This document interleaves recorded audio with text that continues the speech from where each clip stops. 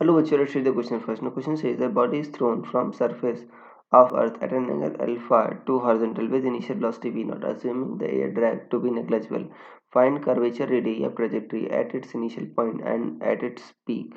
So, students, पहले आपको समझना होगा कि की कंसेप्ट क्या यूज हो रहा है इस केस में. So, key concept is radius of curvature. Radius of curvature. देखो, जो किसी कर्व के किसी पाथ पर अगर आप रेडियस ऑफ कर्वेचर पता करना है तो कैसे करते हो. फॉर एग्जांपल सर्कुलर मोशन में क्या होता है, अगर आप सेंट्रीपिटल एक्सेलरेशन की बात करो जो ए सी होता है, वो क्या होता है आपका वी के परपेंडिकुलर होता नहीं होता बच्चों. तो अगर रेडियस आर है तो आप ए सी क्या लिखते हो, वी स्क्वायर बाई आर ये लिखते हो. या इसको ऐसे ट्रीट करो, ए परपेंडिकुलर है कि नहीं है बच्चों, ए परपेंडिकुलर आप लिख रहे हो वी स्क्वायर बाई आर. तो आर क्या होगा, V square by A perpendicular. मतलब परपेंडिकुलर कंपोनेंट ऑफ एक्सेलरेशन हम लेंगे और उसको वी स्क्वायर से डिवाइड कर देंगे तो मेरा रेडियस ऑफ कर्वेचर आ जाएगा.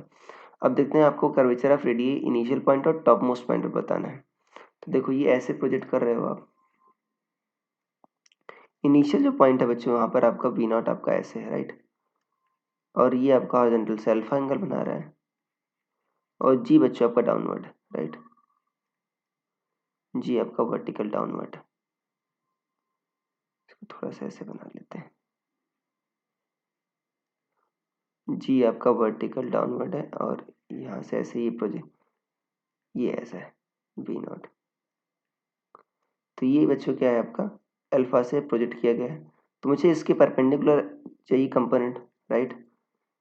ये एंगल क्या होना चाहिए 90. तो ये अल्फा हुआ बच्चों, तो ये क्या हुआ आपका 90 माइनस अल्फा हुआ, राइट.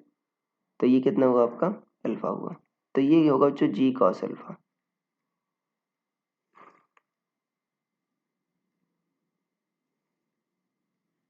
कितना होगा आपका जी कॉस अल्फा.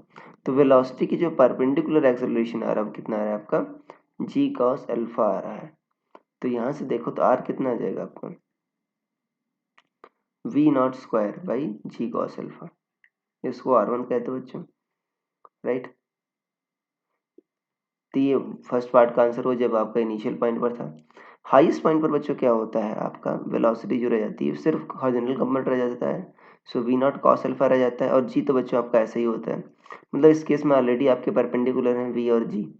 तो आर टू क्या होगा आपका हाईएस्ट पॉइंट पर क्या होगा v naught square cos square alpha upon g. ये आ जाएगा बच्चों.